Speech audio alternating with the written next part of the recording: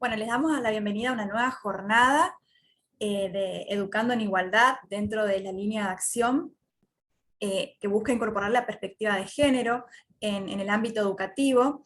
Mi nombre es Cristina Vigay, estoy a cargo de alguna de las jornadas que ustedes ya están participando y que vamos a continuar. Esta es la tercera jornada, nos quedan unas cuantas más. Hoy les voy a presentar a dos disertantes que vamos a tener el gusto de escuchar, pero antes quiero agradecer al director general de nivel secundario, el licenciado Sergio Gutiérrez, por este espacio y esta oportunidad de poder seguir brindando y acompañando en la formación y en las capacitaciones para actualizarse constantemente. También nos acompaña la licenciada Patricia Gómez, que en este momento no puede estar presente, pero está acompañándonos permanentemente. Y bueno, en esta jornada del día de hoy vamos a desarrollar la temática Aprender sin estereotipos, géneros, identidades y el problema de la discriminación. Esta jornada ha sido aprobada por resolución 4500 dentro de esta línea de acción que se viene desarrollando desde la Dirección General de Nivel Secundario en busca de esta incorporación de la perspectiva de género en los ámbitos escolares. Así que bueno, en primer lugar les quiero presentar a una de las disertantes. Ella es Noelia Nazaruca.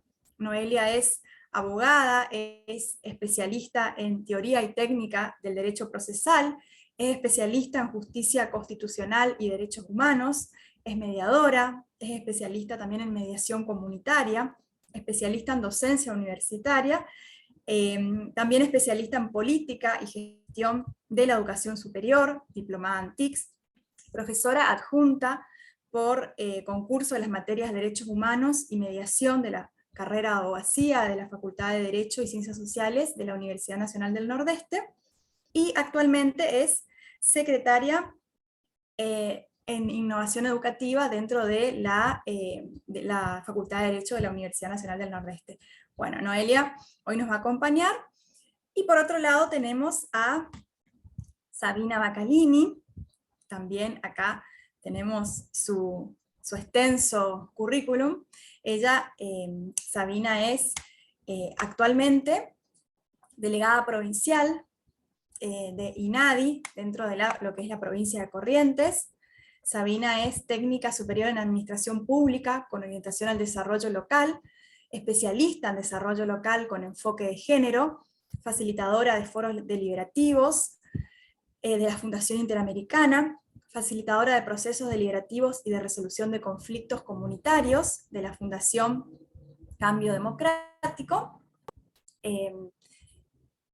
Y bueno, actualmente, por supuesto, más extenso su currículum, al igual que Noelia, pero bueno, nada más para que las conozcan un poquito y para que sepan que son dos disertantes totalmente formadas y capacitadas que nos van a acompañar esta tarde. Esperemos que les sea de utilidad, esperemos que puedan aprender mucho, que podamos aprender mucho, porque todas aprendemos en estos espacios. Y bueno, pueden ir dejando sus preguntas a medida que se va desarrollando la jornada, pueden dejarlo en el chat.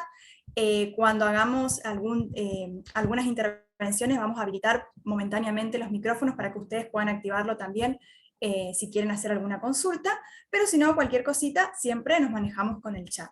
Y esto, la idea es que sea totalmente participativo y que ustedes puedan aprovechar, así que anímense y adelante con todas las cuestiones. Así que bueno, vamos a dar inicio formalmente. En primer lugar nos va a acompañar Sabina, con la introducción de la temática.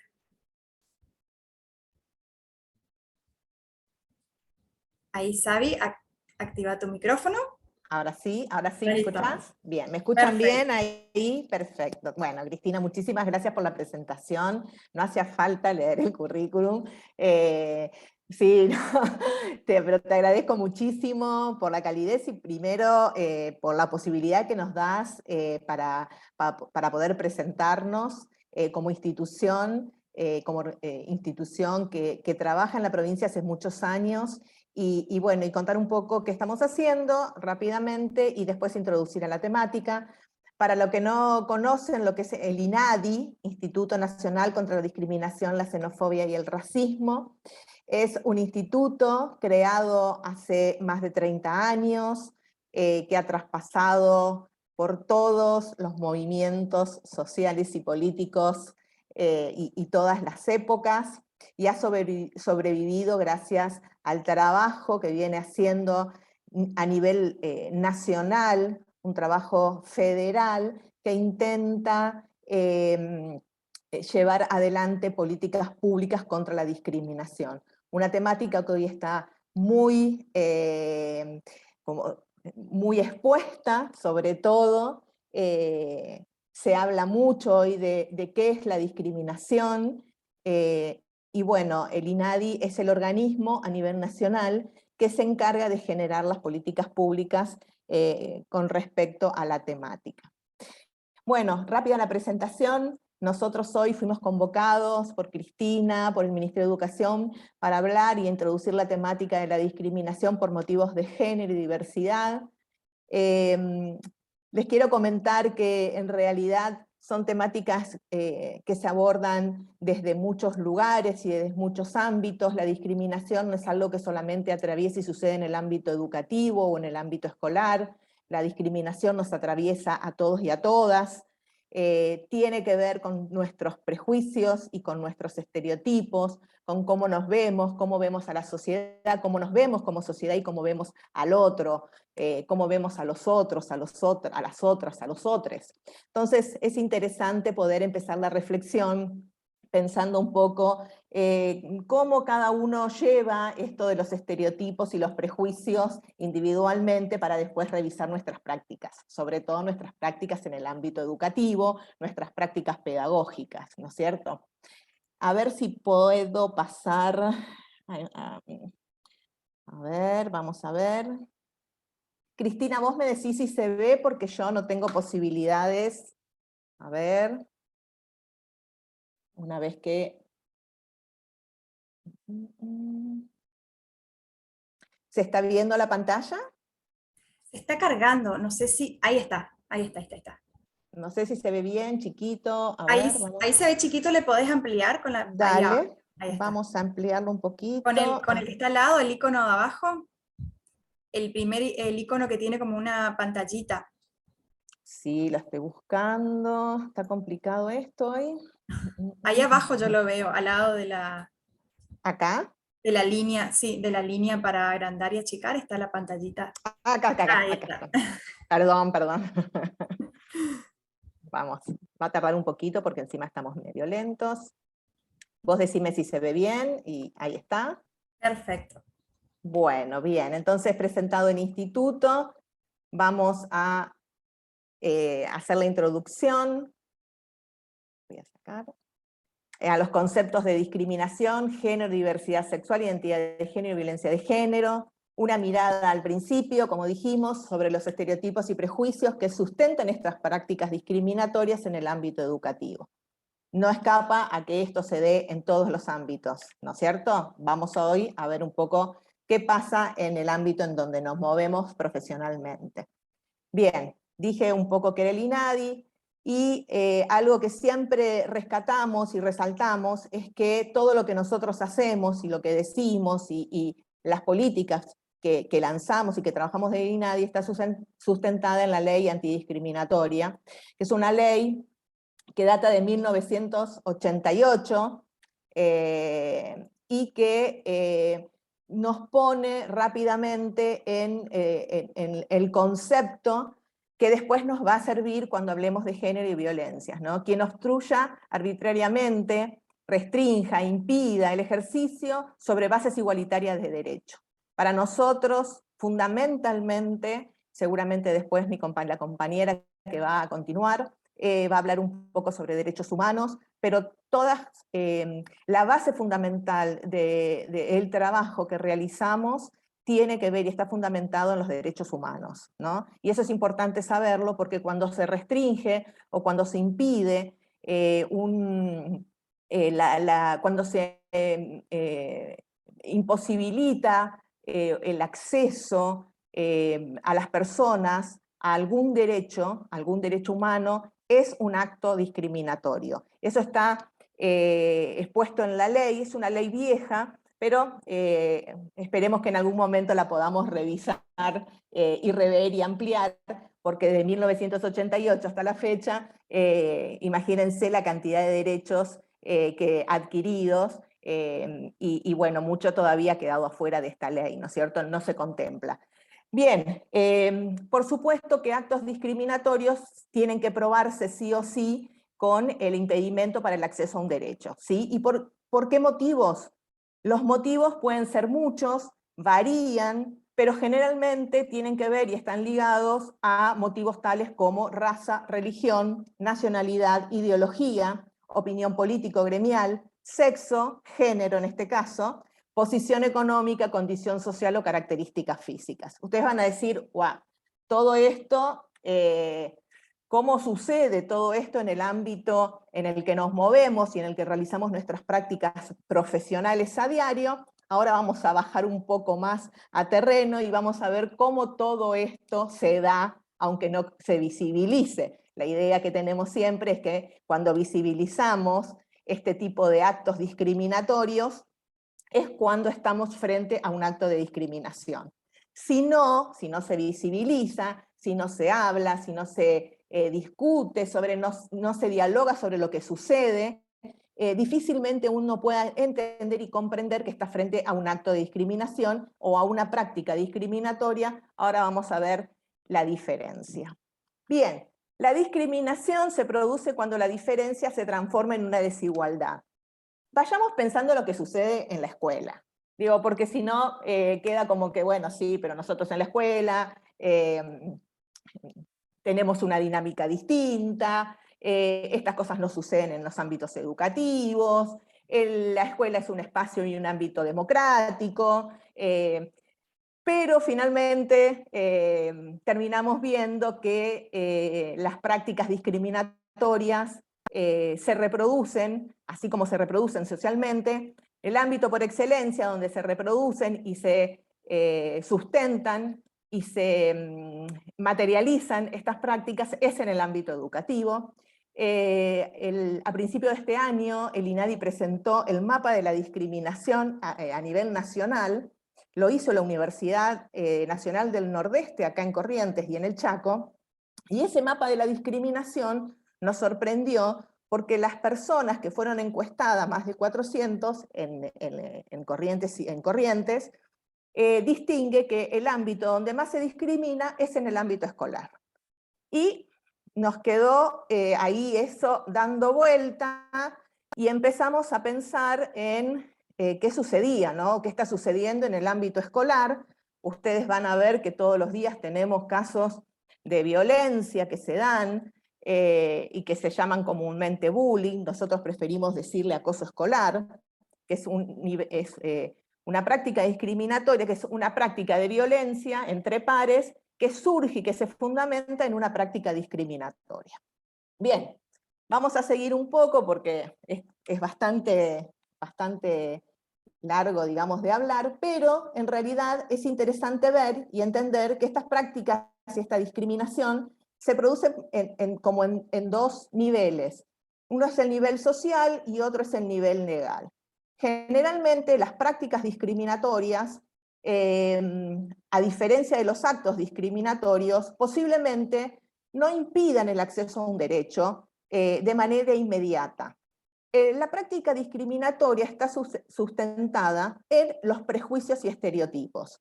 Entonces, cuando este prejuicio, estos prejuicios se van acumulando, se van dando de manera sistemática sobre personas, sobre grupos, terminan constituyéndose en una práctica discriminatoria social, construida socialmente, que se fortalece con una construcción histórica social, comunitaria, que hoy los medios, a su vez, los medios de comunicación refuerzan, y finalmente esta práctica no es que impide de manera inmediata el acceso a un derecho, pero sí se repiten tantas veces que estigmatizan. estigmatizan, ponen barreras y finalmente impiden que una persona pueda acceder a un derecho humano esencial. Después vamos a ver unos ejemplos y qué sucede en el ámbito escolar. Bien, las prácticas sociales discriminatorias, obviamente, crean y difunden estereotipos y sirven para agredir, maltratar, segregar, marginar, de acuerdo a ese estereotipo. Entonces, ¿qué decimos, por ejemplo, en el ámbito escolar? Bueno, a ver, los niños o niñas o adolescentes pobres tienen problemas en la casa. Y como tienen problemas en la casa, entonces tienen problemas de conducta en la escuela. Bien, yo escucho, porque hago muchos talleres con docentes, y digo, bueno, hay que decir semejante frase, ¿no es cierto? Primero porque hay que estar seguro de que suceda eso realmente, pero en general esta frase está basada en prejuicios y estereotipos, que hacen que finalmente, desde la mirada del que lo dice, porque el que discrimina está diciendo lo que es, está demostrando lo que es como persona. La discriminación se genera por algo que yo veo y pienso de la sociedad. Está fundado en estereotipos, en prejuicios, y eso es lo que yo voy a transmitir. Entonces, si yo digo que un niño, una niña, un adolescente, porque tiene problemas en la casa, ponele, porque desconozco, es un prejuicio porque digo que encima que es pobre, otro prejuicio, un estereotipo, voy construyendo de esa persona, voy poniéndole elementos que hacen después, hace ayuda a la construcción de esa persona, a cómo yo veo a ese otro, ¿sí? Entonces les voy agregando ciertas características y le voy poniendo a esas características connotaciones negativas. Finalmente, posiblemente, en la mayoría de los casos, esos prejuicios que todos tenemos, ayudan a definir a esa persona. Entonces voy a decir que todos los niños pobres, niñas pobres, adolescentes pobres, tienen problemas en las casas, por algún motivo, y a su vez eso influye en el rendimiento escolar. O por ejemplo, digo, todos los padres y madres que trabajan, sobre todo las madres, no sé cómo trabajan, o no vienen a las reuniones, entonces no se ocupan de los niños. Bueno, y voy construyendo como distintas frases, dichos, que refuerzo con otros que piensan lo mismo, y eso constituye y va a terminar, digamos, de reforzar ese estereotipo.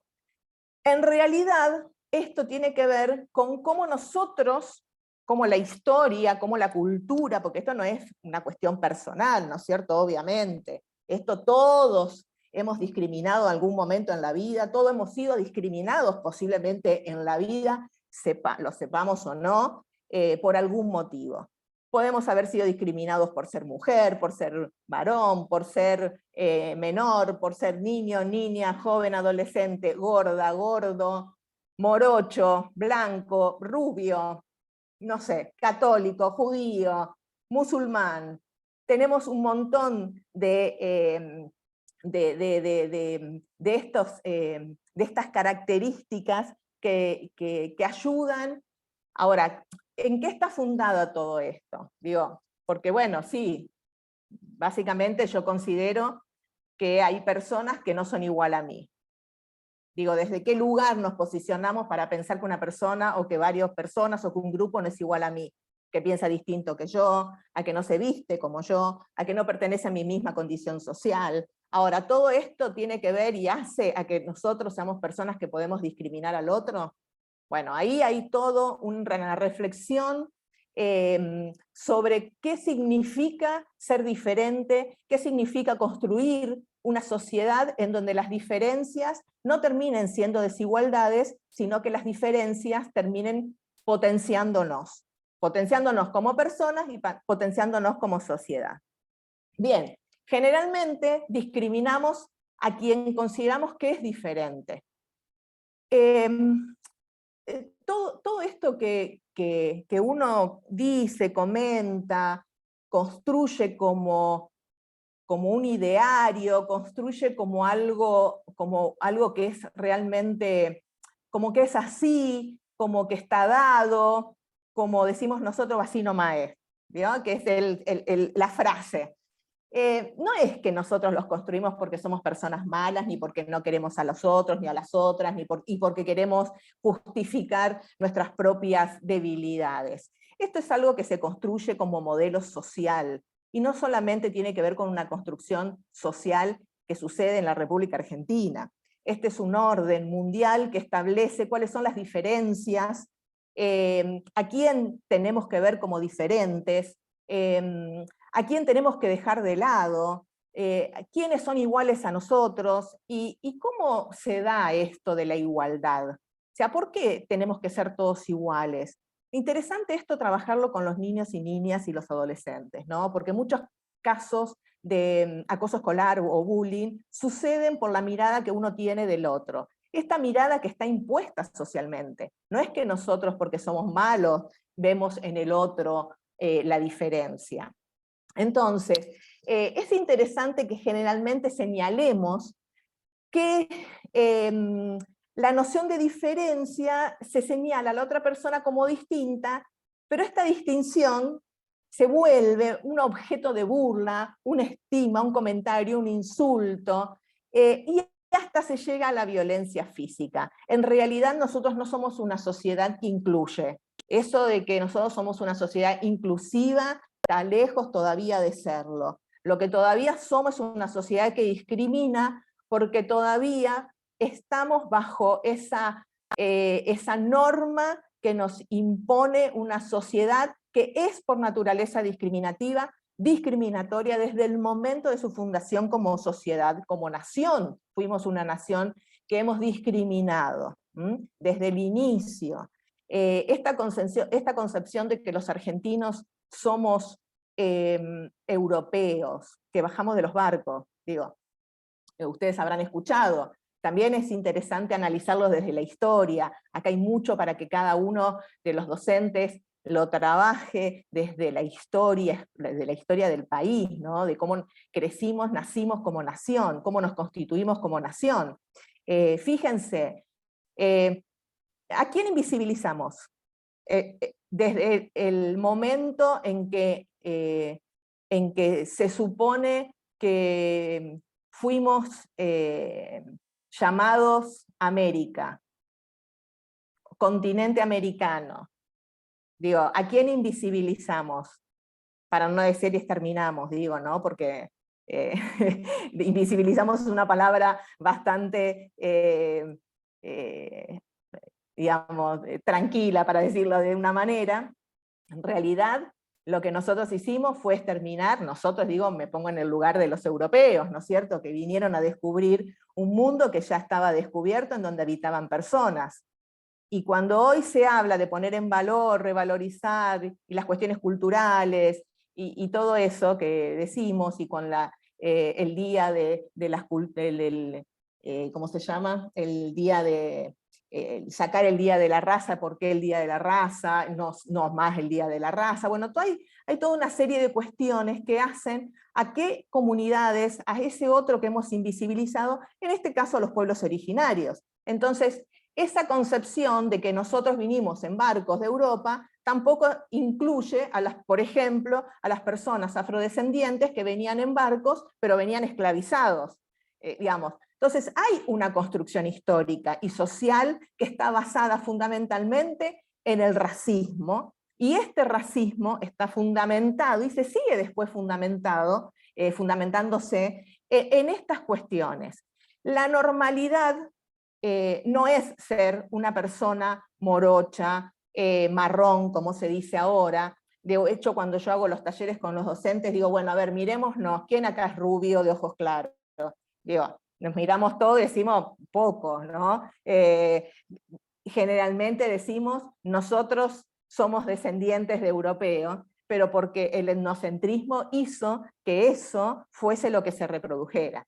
La escuela fundamentalmente, como base fundamental de esta reproducción, ve al otro desde ese lugar, enseña desde ese lugar, se posiciona para enseñar la historia de ese lugar. Ahora, ustedes van a decir ¿qué tiene que ver esto con la discriminación y lo que pasa hoy en las escuelas? Tiene que ver mucho, porque ese racismo estructural que se daba, que se dio en el descubrimiento de América, hoy está reforzado a partir de un racismo que no tiene que ver con apartar solamente a los pueblos originarios, que ya quedan pocos, sino que ese racismo estructural hoy se fundamenta en algo que tiene mucho que ver, que es la pobreza. Nosotros, los argentinos, somos una sociedad racista, y ese racismo está hoy fundamentado en que todo lo que considero que no es blanco es anormal. Todo eso que considero que no tiene ese aspecto racializado no es normal. Entonces, fíjense cuando vemos a nuestros alumnos y a nuestras alumnas, ¿cómo los vemos? ¿Mm? ¿Qué hacemos? ¿Cómo distinguimos en la escuela? Yo me acuerdo que no hace mucho, una maestra me decía, bueno, yo siento a los chicos que menos saben y que menos quieren aprender atrás, porque molestan. Entonces cuando iba a la clase, miraba, y todos los que estaban sentados del medio para atrás, y vos los veías, ¿cómo eran esos niños y esas niñas? ¿Mm? ¿Qué características tenían? Entonces, me dicen, no, sí, pero yo no soy racista. No, no. Digamos, partamos de la base de que si yo tengo ese concepto y digo, y asocio la pobreza con situaciones diversas y le doy a su vez una característica con una connotación negativa, dentro del ámbito educativo, esto va generando y va profundizando un modelo racializado.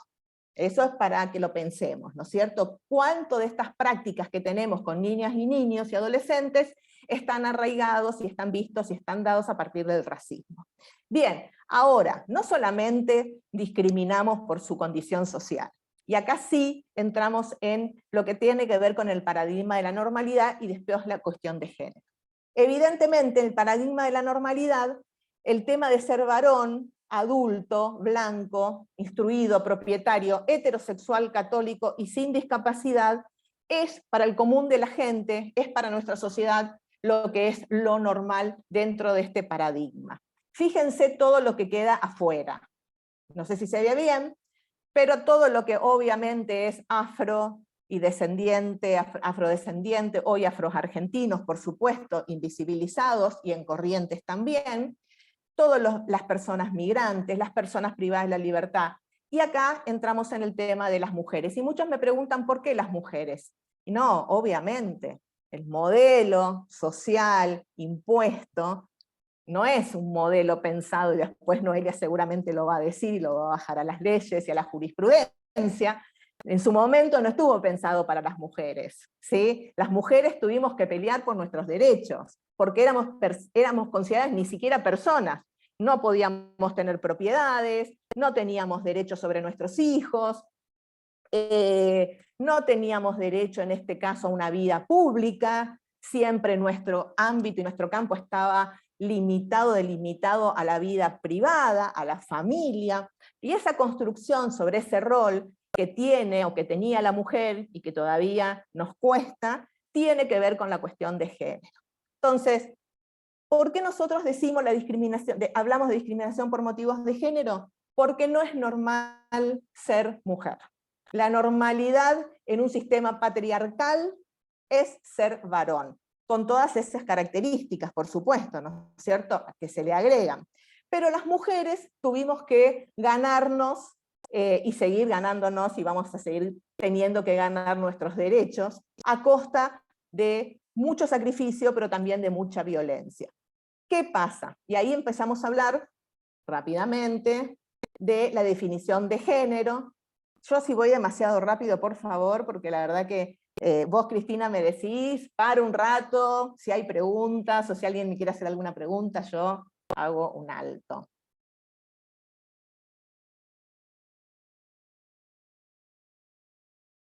Bien, entonces, avanzo un poquito más.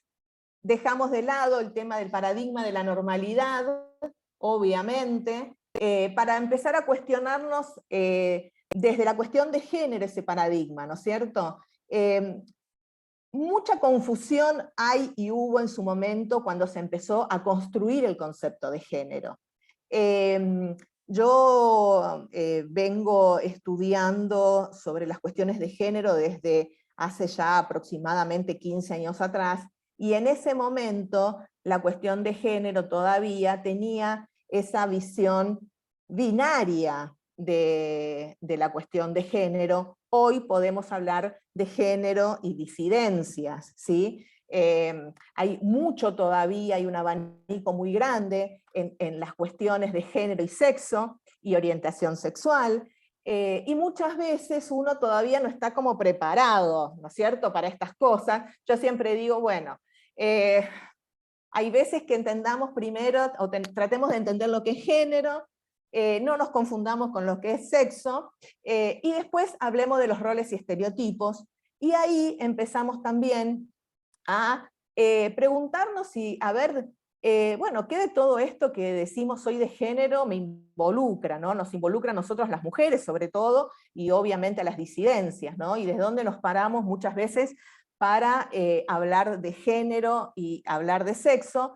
Si bien hoy en la escuela está reconocido como, y por ley por supuesto, la enseñanza de la ESI, la educación sexual integral, también mucha confusión hay sobre eso, hay como muchos oscuros, donde la gente es muy temerosa de hablar sobre algunas cuestiones, pero lo importante es hablarlo porque la mayoría de las prácticas discriminatorias y las violencias de género se produce por desconocimiento. Entonces yo siempre digo, mejor empecemos a hablar de a poco de estas cuestiones, cosa de que pasen de ser oscuras a empezar a hacer cosas que podemos hablar, y que los niños, niñas y adolescentes y jóvenes hoy lo toman con mucho más naturalidad que nosotros los adultos, que ya venimos arrastrando muchos prejuicios con respecto a la cuestión del género, el sexo y la diversidad. Entonces, para hacer una diferencia rápida, el concepto de sexo se refiere a las diferencias biológicas entre hombres y mujeres. Tiene que ver con las funciones reproductivas. Las mujeres nacen con vagina, los hombres nacen con pene, y después vemos si en el medio, si todo es blanco, negro, y si en el medio hay grises. Yo me sorprendo y aprendo todos los días, ¿no es cierto?, sobre algunas cuestiones que tienen que ver con el sexo, básicamente, con la cuestión biológica estoy hablando, ¿no? Bien, ¿qué es el género que tanto muchas veces se dice, el tema de la ideología de género y demás hierbas? Decimos que el género en realidad se refiere a los roles atribuidos a hombres y mujeres en función de su sexo, es decir, al conjunto de atributos que determinada cultura define, a los cuales constituyen la definición de lo masculino y lo femenino. Roles que se establecen a las mujeres y a los varones, socialmente, por su condición masculina o femenina. Entonces, esa definición de género, que podría entenderse como estos atributos, estos sentimientos, esos valores, esas conductas que le son propias a las mujeres y a los varones, pero que tiene que ver con una construcción social, ¿sí? Yo el otro día hice un juego con algunos docentes en una escuela y le decía, bueno, vamos a jugar a que somos médicos, ¿sí? Parteras, médicos, parteras. Entonces estamos en un parto y no sabemos qué vamos a tener, ¿sí? Fuimos sin saber, como hacíamos antes, no sabíamos, en la ecografía no nos decía nada, decían, bueno, que sea lo que Dios quiera, ¿no es cierto? Y cuando sea lo que Dios quiera, nacía la criatura, ¿qué hace la partera o el ginecólogo o la ginecóloga? ¿Qué hace cuando nace un bebé? Le dice a la mamá qué es, porque la mamá dice, ¿qué nació? ¿Qué es? Y bueno, entonces el partera ve y dice, bueno, tiene pene, pitito, es nene, tiene vagina, es nena. Fíjense que la cuestión del sexo, hasta ese momento, es una cuestión médica que se le atribuye al sexo biológico con el que nace la criatura. A partir de ahí, cuando el médico dice es nena y varón, se le empiezan se le empieza a asignar roles por ser varón o mujer. Y cómo tiene que ser ese varón y cómo tiene que ser esa mujer. Y esa es la definición de género. Es histórica, es transversal y tiene que ver con el orden natural de la vida. Ustedes me dirán, ¿por qué es histórica? Y justamente, porque es una construcción social, cultural. ¿Mm? A nosotros cuando nacemos ya nos dicen cómo tenemos que ser las mujeres y cómo vamos a tener que transcurrir nuestra vida como mujer. Cómo vamos a tener que sentir las mujeres, cómo vamos a tener que desarrollarnos. En su momento, y porque es una construcción histórica, las mujeres teníamos el acceso, la posibilidad de acceder a ciertos niveles de educación, a ciertas carreras. Me acuerdo que hace 2 semanas atrás, en una capacitación para directivos y equipos docentes de nivel inicial, le decía, ¿cuántos varones hay acá? No había uno. Entonces yo decía, a ver, ¿cuál era la carrera asociada a la mujer, pero ese rol todavía que no terminaba de ser madre, esposa, mamá, sobre todo familia, cuidadora del hogar? ¿Y cuál era la carrera que tenía permitida porque socialmente reproducía ese modelo? Maestra jardinera. Digo, es muy sencillo, no hay vuelta. Entonces se miraban las compañeras y decían, pero es claro, somos todas mujeres. Bueno, eran roles, profesiones, sentimientos, modos, hasta forma de vestirnos. ¿Mm?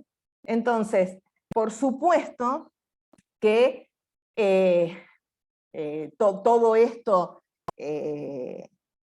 tiene que volver a ser revisado. Digo, porque si es una construcción histórica, cultural, que nos atraviesa a todos y a todas, hoy yo no me veo igual que hace 10 años atrás ni hace 20 años atrás. Hoy tenemos la posibilidad de hablarlo, de discutirlo y ver qué está sucediendo en nuestra comunidad.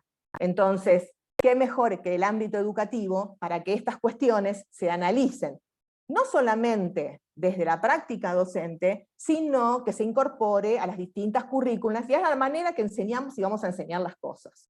Entonces, cuando muchas veces decimos que lo que sucede en el ámbito educativo es una reproducción social, justamente tiene que ver con que empecemos a trabajar pensando pensando desde una perspectiva de género, donde todo este orden, esta estructura, se fortalece a partir de, y se refuerza a partir de que transcurrimos en el ámbito educativo. En el ámbito educativo nos formamos como personas, sí, nos formamos como personas.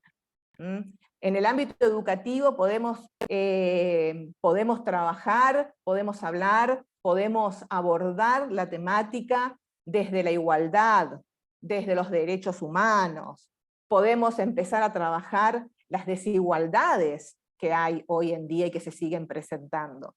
Y esto solamente lo estamos hablando de las cuestiones personales, pero después a las cuestiones de género se le van sumando otras cuestiones que tienen que ver con la equidad, con la perspectiva de género. La perspectiva de género es cómo nosotros hacemos visible estas desigualdades. A partir de dónde, cómo empezamos a hacer visibles estas desigualdades y a trabajarlas en los ámbitos educativos. Porque si no, nunca vamos a poder cambiar estas cuestiones. Cuando nos llegan estos hechos de violencia de género y decimos, ¿qué pasó? Fue una explosión. No, no. Fue un sistema que está tan enquistado en nosotros, en cada uno de nosotros y nosotras, en la sociedad, que finalmente termina llevando ese orden social a que en algún momento esas desigualdades terminen en violencia. La violencia no surge porque sí, la violencia surge a partir de las desigualdades planteadas. Nada, quiero sí dejar claro, espera que vamos para allá, que estos estereotipos masculinos y femeninos como construcción social refuerzan este tipo de cuestiones de cómo tenemos que ser los cuerpos, las personas que elegimos ser mujeres,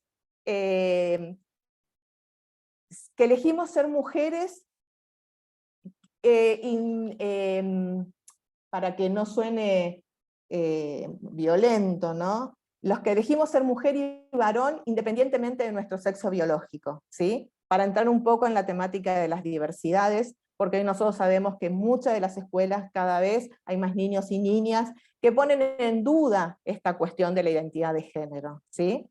Entonces, ¿cómo los vemos? ¿Cómo vemos eso? ¿Cómo estamos abordando esa temática? Sin discriminar, sin violentar a las personas. Bien, obviamente todo esto reforzamos en los ámbitos educativos, aunque lo hagamos de manera involuntaria, ¿sí? Acuérdense que nos cuesta mucho revertir estas situaciones y entender que muchas veces estos estereotipos masculinos y femeninos son cuestionados por los niños y niñas hoy, por eso las cosas también han cambiado, ¿no es cierto? Hoy se le permite a un varón llorar. Ahora, ¿cuántas veces decimos en la escuela, no llores porque eso es de nena? Digamos, y posiblemente lo hagamos de manera natural, ¿sí? O le decimos a las nenas, comportate, pareces un varón, sentate bien, tenés que ser más mujercita. Digamos, todavía hay cosas que nos suenan en las cabezas. Si bien uno dice, no, bueno, pero esas cosas no se dan. Se dan, se dan. No, nosotros hacemos todo esto porque hoy entendemos que todavía hay cuestiones que en la educación y en el ámbito educativo se dan. Y estamos hablando de la cuestión pedagógica, y estamos hablando de las cuestiones que se dan con los niños, niñas y adolescentes, pero ¿qué pasa con los adultos? Porque nosotros convivimos en el ámbito educativo con otros adultos, no solamente con niños, niñas y adolescentes. Entonces, cuando hablamos de estereotipos, cuando hablamos de género, cuando hablamos de diversidades, ¿qué nos pasa a los adultos que trabajamos en el ámbito educativo? ¿Cómo después se llega a la violencia de género entre pares en el ámbito educativo? ¿Cómo se genera esa violencia? Miren, voy a saltear un poquito esto para poner algo muy interesante que hoy estuve viendo, ¿no? Obviamente que la violencia de género está definida en una ley, fíjense que tiene mucho que ver en su definición con el tema de la discriminación, obviamente. Para el que no lo sabe, toda conducta, acción o omisión que de manera directa o indirecta, tanto en el ámbito público como en el privado, basada en una relación desigual de poder, afecte la libertad, la vida, la dignidad, la integridad física, psicológica, sexual, económica, patrimonial, así como también su seguridad personal. Esta definición alcanza aquellas conductas o acciones perpetradas del Estado o por sus agentes. Digo, esta definición que se fue también construyendo, porque en un principio, y después vamos a ir viendo también, y seguramente Noelia lo va a decir mejor que yo, cómo se fueron también tipificando estas violencias de género y los ámbitos en donde se daban, y donde se dan hoy en día estas violencias. Hoy, por ejemplo, se incorpora la violencia política como una forma más de violencia, ni pensábamos que hace unos años atrás este iba a ser un tipo de violencia reconocida, o como por ejemplo la violencia obstétrica, que son tipos de violencia que hoy se reconocen, y se reconocen por la práctica, se reconocen porque lo que las mujeres hemos podido expresar. Por eso también todas estas definiciones van cambiando, todas estas definiciones se van nutriendo de la vida diaria de las personas. Así que me parece interesante, yo siempre digo, nosotros en el ámbito escolar, en la vida institucional escolar, tenemos instancias que generalmente se dan a principio de año, en donde hay un momento en donde nos juntamos los equipos docentes a revisar las leyes. La ley de identidad de género, la ley de violencia de género, las distintas convenciones, donde empezamos a revisar cuáles son los derechos, porque la mayoría de las cuestiones que se dan dentro del ámbito escolar tienen que ver con no reconocer esos derechos, y no reconocer que hay leyes que están garantizando esos derechos. Entonces, siempre decimos, es mejor decir y parar la pelota y decir, bueno, a ver, ¿qué es lo que tengo que hacer con respecto a esto? A que tomar una decisión que finalmente termine en un acto o una práctica discriminatoria o en un hecho de violencia. A ver, ¿qué pasa en el ámbito educativo con los adultos? A ver si puedo ver acá. Para terminar, fíjense cómo se da Yo pasé, porque me imagino que Noelia va a tomar el tema de los tipos de violencia y todo eso, porque si no, no termino más, y ya te dejo, pero me parecía interesante, nosotros trabajamos con este cuadro, que tiene que ver con un violentómetro en el ámbito laboral, y está interesante porque siempre digo, después cuando suceden estas cosas, uy, no me di cuenta qué pasó, ¿vieron? Ay, no, pero yo estoy acostumbrada a que pase esto. Y bueno, hay que empezar a desacostumbrarse, hay que empezar a dejar de naturalizar estas prácticas. Entender que la violencia y el acoso laboral por motivos de género está sustentado en estas prácticas discriminatorias y que tienen que ver con esto que dijimos anteriormente, de cómo vemos a la mujer, cómo vemos a las diversidades.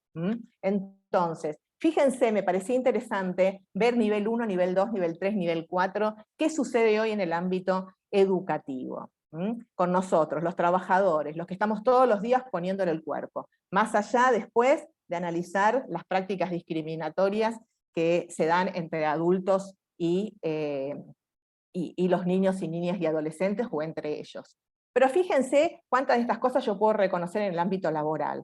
Por supuesto que pasa en todos los ámbitos laborales, ¿no es cierto? Pero fíjense, chistes machistas, referirse al personal como objeto de propiedad. Mis chicas, mis niñas, mis mujeres, eso lo escucho, ¿no? Burlas y sobrenombres, gorda, loca, histérica. Por supuesto que las mujeres están para eso. Mira, nosotros los varones, si yo sí soy director y rector, nada, ya es la hora de irme, me voy, pero quédense ustedes barriendo y acomodando. O mejor, ¿saben qué? Ustedes vengan 5 minutos antes de que empiece la reunión de los padres, y ustedes acomoden las mesas y la silla. Digo, son cuestiones que a veces escuchamos todavía. Y quiero decir algo, no siempre tiene que ver con una cuestión de varón-hombre contra una, o sea, con mujeres.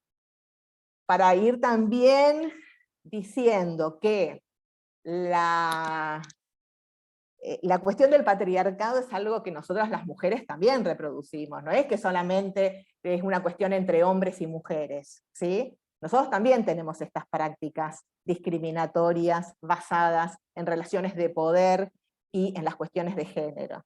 Entonces, dice, sí, pero los varones, y no es las mujeres contra los varones. No queremos decir que es las mujeres contra los varones, queremos decir que hay desigualdades. Y esas desigualdades tienen que ver con estas cuestiones de género. Entonces, todas estas cuestiones que vemos ahora, que tienen que ver con los niveles de violencia, fíjense cómo llegan a un nivel 4 en donde se gritan, se insultan, se golpean, donde podemos forzar a una relación sexual, donde hay formas y búsquedas. Hoy las redes sociales están al pie del cañón en todas estas cuestiones.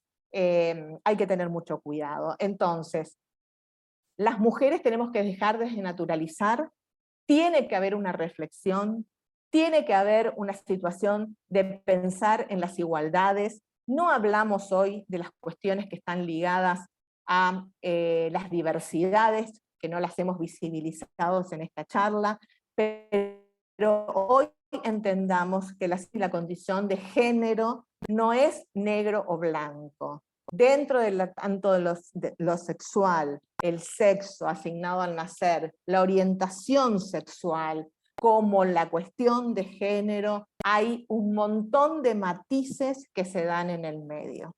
La violencia se produce cuando esa situación de poder hace que la otra persona sea considerada desde su rol una persona de inferior condición. Por esto mismo de que dijimos hoy, las prácticas discriminatorias tienen que ver con impedir el acceso a los derechos que tenemos, impedir el acceso a las mujeres y a las diversidades al derecho que tenemos a vivir una vida libre, plena, sin discriminación y sin violencias. Nada, yo les agradezco mucho, hay muchísimo por hablar. Me gustaría, después de escuchar a Noelia, que me puedan hacer algunas preguntas y que nos puedan compartir lo que está sucediendo en los ámbitos educativos. Muchas gracias. Muchísimas gracias, Sabina, muy claro, como siempre. Seguramente ahora se van a surgir más preguntas, todavía no dejaron nada en el chat. De cualquier manera pueden también levantar la mano si tienen alguna consulta que prefieren hacerlo por el micrófono. Así que bueno, esperamos. Y mientras tanto va a continuar Noelia. Muchísimas gracias, Avi. Va a No, por continuar favor. Noelia con la jornada. Bueno, hola, ¿cómo están? Buenas tardes. En primer lugar, muchísimas gracias, Cristina, por la invitación. Muchísimas gracias también por participar en el Ministerio, muchas gracias al Ministerio de Educación, bueno, al INADI, a la Municipalidad, que están organizando estas jornadas que realmente son muy productivas, son útiles, y siempre pienso que cuál es el impacto que pueden tener realmente estas jornadas, ¿no? Porque estamos acostumbrados a cumplir, a llevarnos el papelito, el certificado, y lo que importa en realidad es cuál es el impacto, cuál es el efecto concreto que pueden llegar a tener estas jornadas a nuestros primeros destinatarios, que son nada más y nada menos que nuestros estudiantes. ¿Sí? Que si estamos acá, y los docentes sabemos que si estamos acá, es porque hay alguien que nos interesa, y que son nuestros niños, nuestras niñas, nuestros adolescentes, porque no solamente son nuestro futuro, sino porque ellos son nuestro presente. Y porque sabemos que también formarnos en estos principios, en estos valores, que más allá que sean derechos, por supuesto que están consagrados y están reconocidos por el Estado, son principios y son valores democráticos que tienen que servirnos para una mejor convivencia pacífica. Porque si bien están regulados por el derecho, por supuesto, el derecho no hace nada más ni nada menos que regular la vida en sociedad para que todas las personas podamos vivir de la manera más pacífica posible. Y en ese sentido, entonces, me parece interesante que podamos dejar algo en estas charlas, en estas jornadas, que puedan ser fructíferas más allá de mucha información que podemos hablar. Inclusive, miren, podríamos hacer, y existen, ¿no? Diplomaturas, especializaciones en estos temas, y sin embargo tenemos un tiempo muy, muy acotado.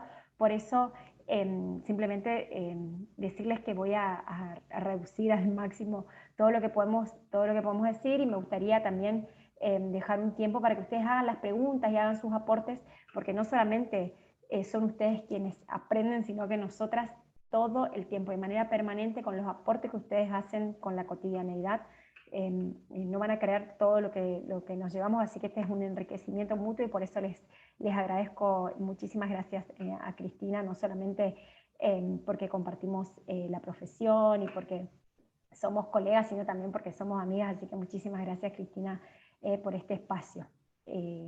Bueno, en primer lugar, me gustaría hacer algunas reflexiones alrededor, bueno, por supuesto esto que dijo Sabina, muy completo, sí, acerca de lo que es la ley 23.592, que si bien ella señala que es necesario hacer una reforma respecto a esta legislación, recordemos que nosotros en nuestra Constitución Nacional, en el artículo 16, se hace referencia a este primer principio de igualdad, ¿sí?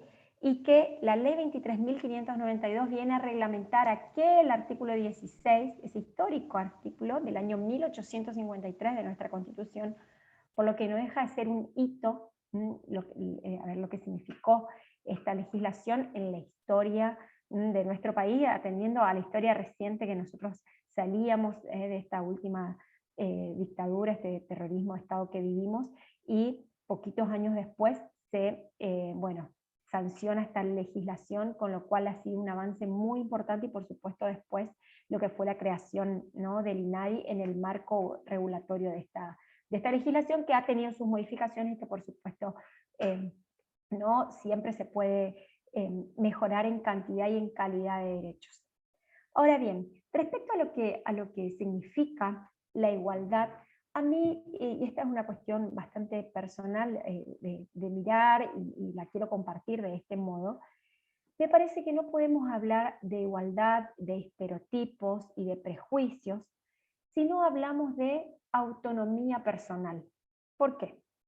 Y ya enseguida les voy a compartir un PowerPoint, pero me gustaría un poquito más conversar acerca de esto, porque pareciera a priori, ¿no?, cuando tenemos estas charlas acerca de lo que es el género, lo que son los prejuicios, los estereotipos, pareciera que las mujeres ya tenemos negado nuestro derecho a ser sensibles, a ser amables, a ser dulces, ¿sí?, o a querer ser madres, y que los hombres tampoco tendrían que ser rudos o no tendrían que ser valientes, fuertes ni proveedores. Nadie dice acá que los hombres no tienen que ser proveedores ni que las mujeres no tienen que hacerse cargo de los hijos. Muy por el contrario, a mí me parece que cuando nosotros hablamos de igualdad, y por supuesto vamos a hablar de estereotipos y de prejuicios, decimos, bueno, ¿cuál es la división que se ha hecho, esta división sexual del trabajo, esta tradicional división sexual del trabajo? Bueno, las mujeres a cuestiones que tienen que ver con el cuidado, con todas las tareas de cuidado, esto que decía Sabina, por ejemplo, las maestras jardineras, ¿sí? Yo conozco un maestro jardinero y un montón de maestras jardineras, ¿sí? En un caso particular. Y, por otro lado, a los hombres, ¿qué se les ha asignado? Se les ha asignado las tareas que tienen que ver con lo público, con lo político, con lo que es proveer, ¿sí? Y en general con cuestiones, por supuesto, referidas a las ciencias duras, a las matemáticas, a la ingeniería. Razón por la cual también cuando uno ve las estadísticas, y no es muy difícil esto, encontrar que el porcentaje de mujeres en estas carreras de ciencias duras son mucho más inferiores que en otras áreas, ¿no? No obstante esto, me parece importante y por eso les refuerzo esta idea acerca de tenemos que estudiar y tenemos que conocer lo que es la igualdad, lo que son los prejuicios, los estereotipos, siempre teniendo en cuenta también un derecho, no solamente este artículo 16 de nuestra famosa 16 de nuestra Constitución Nacional, reglamentado por la Ley 23.592, sino también el derecho a la autonomía personal, también conocido como el derecho a la privacidad. ¿Qué significa esto? La posibilidad de elegir nuestros propios planes de vida sin interferencia de terceros ni del Estado, siempre y cuando mis actos y mis elecciones no afecten a otras personas. Esto que saber, recapitular un poco, ¿por qué esto tiene razón? ¿Qué significa? Porque si yo como mujer decido ser madre, si yo como mujer decido ser amable, ser dulce, ser sensible, o elijo ser maestra jardinera, no por eso significa que seré una mujer no feminista, porque hay toda una cuestión alrededor de todas las olas del feminismo y esta última nueva tendencia acerca de que las mujeres no tenemos que ser sensibles, ni buenas, ni dulces, y que los hombres no tienen que ser rudos, sino que los hombres tienen que ser sensibles. En realidad, todo esto se trata de poder asumir las propias elecciones. Y cuando digo asumir las propias elecciones, significa también poder hacerse responsable, hacerse cargo de estas propias elecciones. Y que saber que estas propias elecciones pueden ser modificadas y pueden ser alteradas a lo largo de toda mi vida. Hoy decido ser así, y mañana decido ser de otra manera, y estará bien siempre y cuando pueda responder por mis actos. Siempre que estos actos no afecten a terceros. Entonces me parece que este tema de la igualdad tiene que ver con la propia elección del plan de vida sin interferencia de terceros y sin interferencia de esos terceros, ya sean particulares o el Estado. Y cuando digo sin interferencia, tiene que ver también un poco con esto que decía Sabina. Vivimos en sociedad, una sociedad que por supuesto, culturalmente es una sociedad, históricamente es una sociedad patriarcal asentada en estas desigualdades históricas de poder, ¿no? Esto que decía Sabina, la violencia como resultado de una desigualdad histórica, estas relaciones históricas desiguales de poder, donde se consideraba que los roles y las actitudes asignadas a los hombres eran mayores o eran mejores o eran superiores que las asignadas a las mujeres. Es decir, que trabajar afuera de la casa es mejor visto que trabajar adentro de la casa. Y esto que digo, entre paréntesis, trabajar dentro de la casa.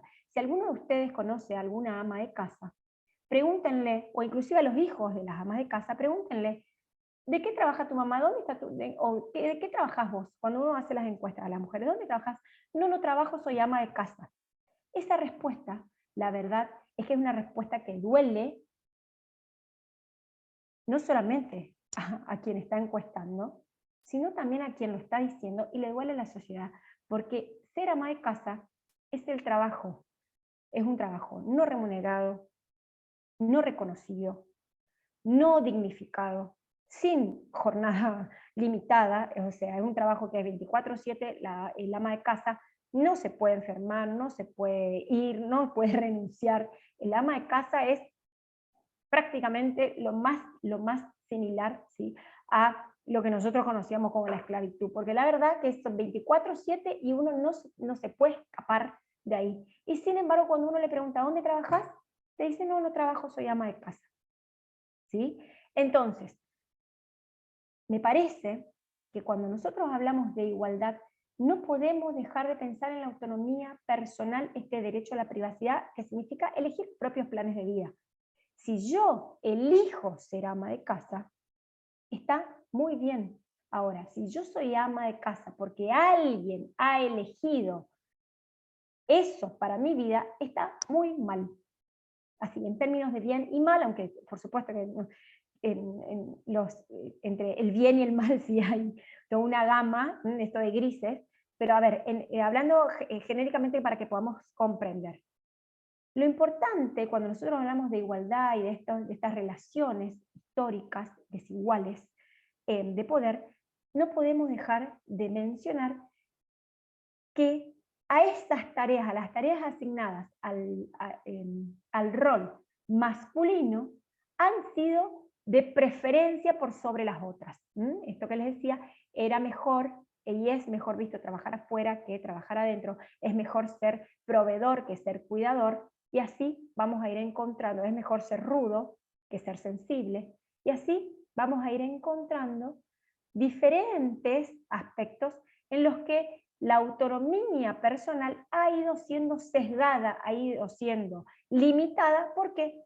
Precisamente por patrones socioculturales, por estereotipos, por prejuicios, por la misma sociedad y por nosotros mismos que no nos dimos un espacio para pensar y decir, ¿esto es lo que yo quiero para mi vida o tengo otros planes?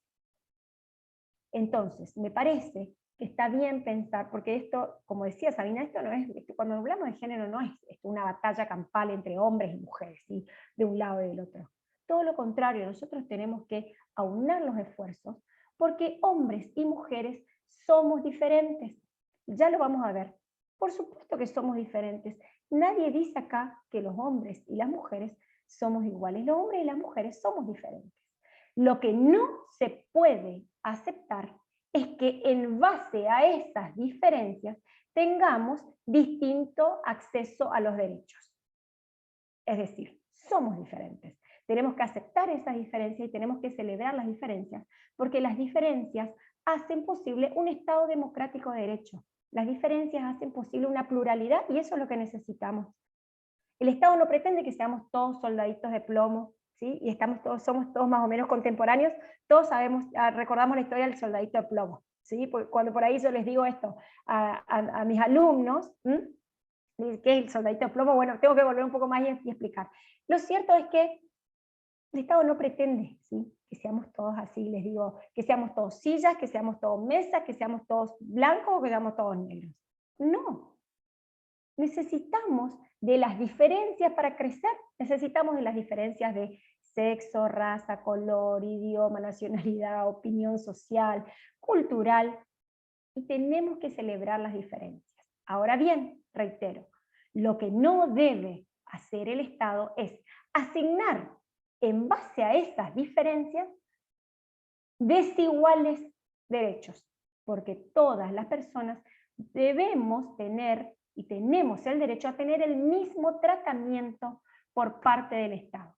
Ahora, por supuesto que habrá diferencias que deben ser contempladas. Personas con discapacidad, y lo decía Sabina en una grilla muy explícita, personas con discapacidad deben ser contempladas de manera diferente, porque ¿qué tiene que hacer la ley ahí? La ley desiguala en la legislación para igualar en los hechos, porque las personas con discapacidad no tienen los mismos recursos, cuando digo los mismos recursos es el mismo acceso a todas las oportunidades, no tienen las mismas oportunidades. Y esto digo personas con discapacidad, pero podemos hablar de mujeres, niños, personas con discapacidad, adultos mayores, personas privadas de su libertad, personas pertenecientes al colectivo LGTBI, personas pertenecientes a pueblos indígenas. Por sus propias características particulares, por estas circunstancias que rodean al ser persona, por supuesto que merecen un reconocimiento diferente por parte de la legislación, porque en esos casos, ¿qué va a hacer la legislación? Ante la desigualdad fáctica, ante la desigualdad de hechos, la norma se desiguala para igualar en la realidad o en los hechos. Esto es un poquito que me parece que como introducción es necesario, porque si no vamos a creer que venimos a decir, mujeres dejen a sus hijos, no se tienen que hacer más cargo, y después, hombres dejen de proveer, no, nada, lejos estamos de decir esto, sino que está muy bien que los hombres y que las mujeres provean, y está muy bien que los hombres y las mujeres cuiden a sus hijos, a sus niños y a sus niñas, y lo que es mejor es que cada uno pueda tomar las propias decisiones dentro de lo que considera su ideal de vida, su plan de vida, lo que mejor quiera hacer con su proyecto. Y que por supuesto, ¿cuál es la función que va a tener el Estado en este derecho a la autonomía personal o en este derecho a la privacidad contemplado en el artículo 19 de la Constitución Nacional? El Estado tiene que pergeñar, tiene que idear, tiene que planificar y tiene que ofrecer las distintas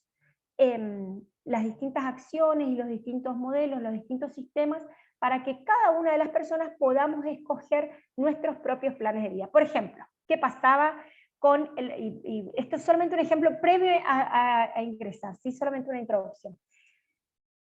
Las personas homosexuales, sí, personas del mismo sexo que se querían casar, no podían hacerlo. Hasta hace muy poco. No estamos hablando del siglo pasado. No estamos hablando del siglo pasado. Y todos nosotros nacimos en el siglo pasado. Y no estamos hablando del siglo pasado. Y sin embargo, fíjense, las personas del mismo sexo no podían acceder a casarse.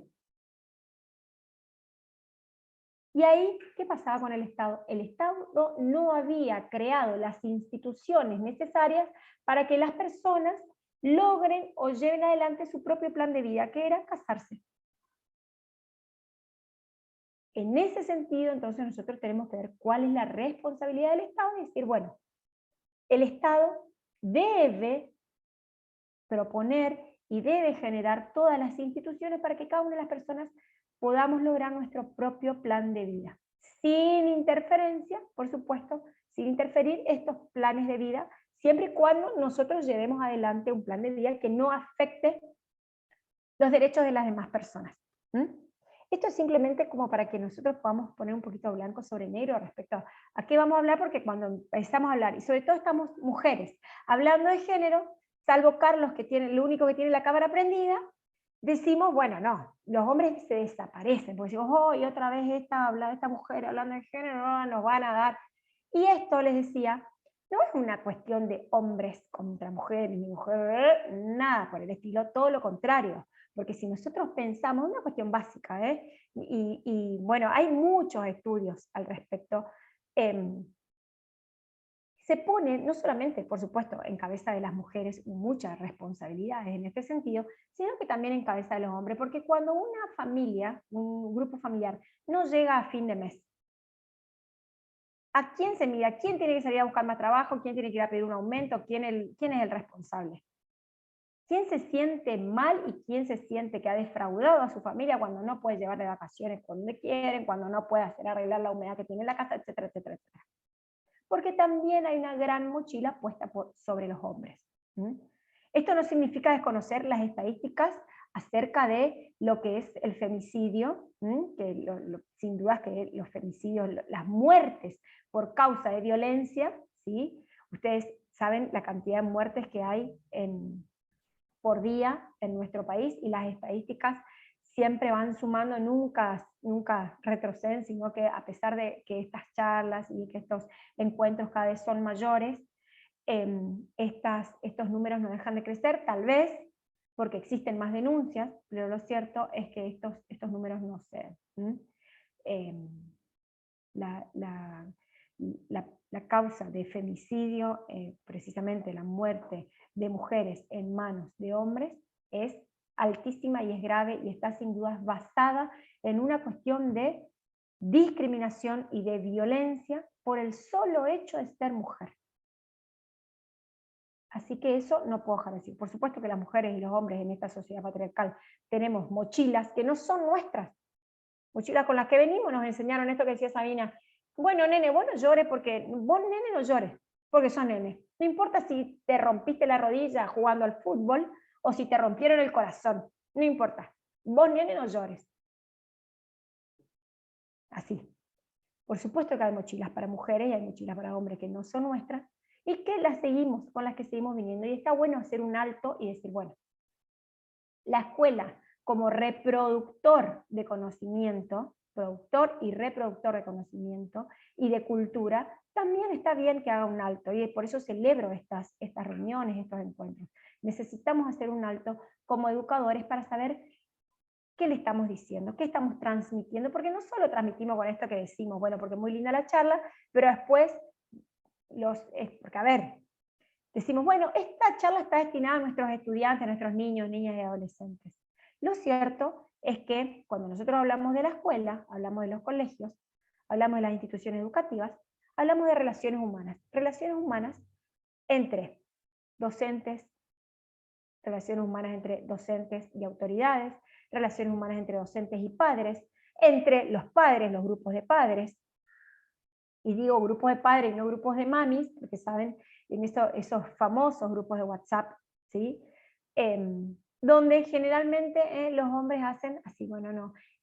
Los grupos de WhatsApp le corresponde a la mami. ¿Sí? En el grupo WhatsApp hasta la mami, porque bueno, eso se encarga la mamá. Y en realidad son los niños, niñas y adolescentes los que ven nuestras propias actitudes y van creciendo, y los chicos aprenden de lo que ven.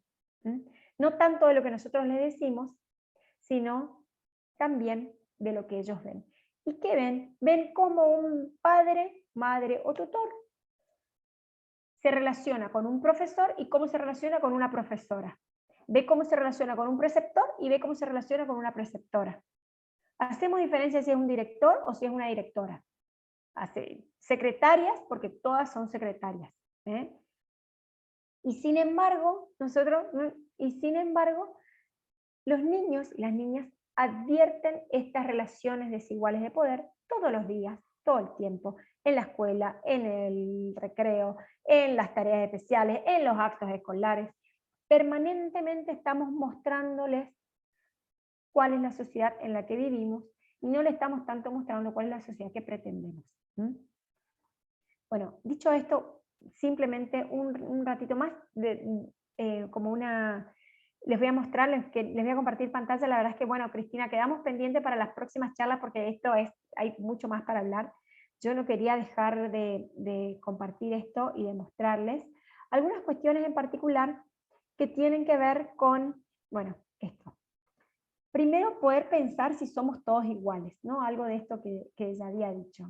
¿Somos todos iguales o no somos todos iguales? ¿Me avisás, Cristina, si se puede ver? Perfecto, sí, sí. Bueno, ¿somos todos iguales? Y, a ver, yo ahora no los veo porque justo los saqué para poder ver el PowerPoint. Pero por supuesto, algunos van a decir, sí, somos todos iguales. Y otros me van a decir, no, no somos todos iguales. Lo cierto es que todas las personas somos diferentes. Y lo que les decía, está muy bien celebrar estas diferencias.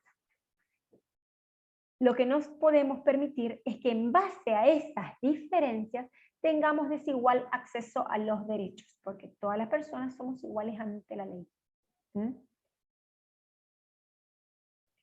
Esto ya es como más técnico, más específico, pero podemos hablar de alguna cuestión en particular que les quería decir, y esto es lo que les voy a dejar, y después lo otro dejamos para las próximas charlas, que son esas categorías sospechosas. Y este es un término jurídico que ustedes van a encontrar, y un término sociojurídico.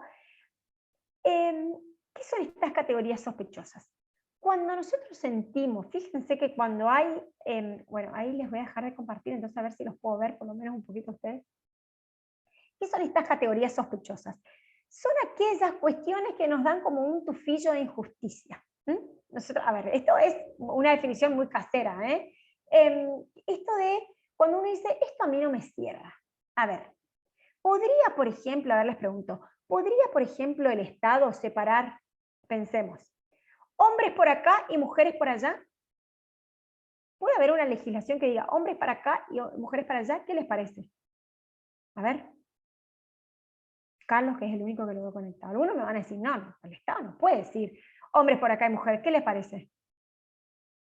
Y en principio nos hace ruido. Ese que nos hace ruido se llaman categorías sospechosas. De hecho, que el Estado, por ejemplo, no podría decir, bueno, salitas de salud para hombres por acá y salitas de salud para mujeres por allá. ¿Sí? Este grado, primero grado A para las nenas y primer grado B para los nenes. En principio no podría. ¿Está? Porque eso nos hace ruido. Esas son las categorías sospechosas. Eso de un tufillo de injusticia, hay algo ahí que no nos cierra. Ahora, el Estado sí que hace, por ejemplo, hay cárceles que son para hombres y hay cárceles que son para mujeres. Se nos terminó el tufillo de injusticia.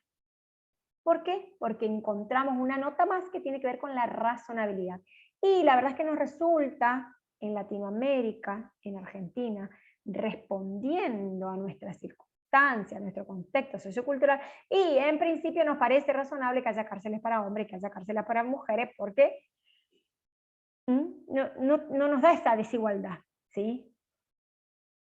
Ahora, lo que no podría el Estado, por ejemplo, es decir, bueno, los varones van a jugar en el recreo, o los varones en educación física van a jugar a fútbol, y las nenas van a hacer gimnasia artística, o gimnasia con rítmica, o lo que sea. No podría. Y sin embargo, todos nosotros estamos en las escuelas. ¿Cuál es la cotidianeidad que nosotros vemos? El Estado no podría, en principio, porque eso nos genera así como un tufillo de injusticia. ¿Cuáles son las razones? Y que va a terminar siendo injusto, va a terminar siendo discriminatorio cuando no nos cierre, ¿sí? Cuando no existan esos motivos razonables que nos permitan decir, bueno, es razonable que esto sea para hombres y que esto sea para mujeres. No resulta razonable que las actividades deportivas continúen siendo algunas para hombres y otras para mujeres. No resulta razonable que todavía, por ejemplo, para los actos, nosotros encontramos en los actos cuál es el rol que van a tener los varones en los actos y cuál es el rol que van a tener las mujeres en los actos patrióticos, en los actos escolares. ¿Quién va a decir, quién va a abrir el acto, quién va a dar las palabras? ¿Qué estudiante? Si nosotros pensamos en un estudiante que da la apertura del acto, ¿quién lo va a hacer? Seguimos reproduciendo, y fíjense cómo en los mismos actos escolares seguimos reproduciendo cuestiones que tienen que ver con esto es crítico, lo que voy a decir, que me disculpe el Ministerio de Educación. Cristina me dice, esto entre paréntesis, Cristina me dijo, Noelia, recordá que esto es una charla institucional, así que la eximo de toda responsabilidad. Pero fíjense, en los actos escolares seguimos también reproduciendo. ¿Qué sucedió en el 25 de mayo? Esto que decía Sabina, bueno, a ver, ya no se habla más de diversidad del Día de la Raza, sino Día de la Diversidad Cultural. ¿Pero qué seguimos reproduciendo respecto al 25 de mayo? ¿Cuál era la esclavitud que se vivía en el 25 de mayo? Y sin embargo, todas felices, sí, las negritas, Simona, etc. O sea, continuamos reproduciendo estereotipos de clase, estereotipos de género, estereotipos de todo, en la escuela. Y al final,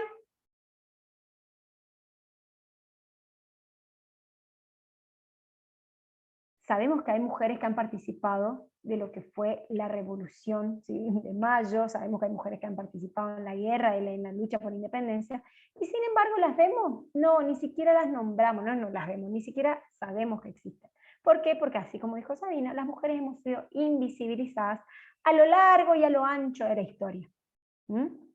¿Qué se reproduce? ¿Cuál es la historia que se reproduce en la escuela? Si nosotros vamos un poquito, por ejemplo, a lo que es, no sé, formación ética y ciudadana, ¿qué se enseña en la Revolución Francesa? ¿Cuáles son los ideales de la Revolución Francesa que todos conocemos y nos encanta repetir? Igualdad, libertad, fraternidad.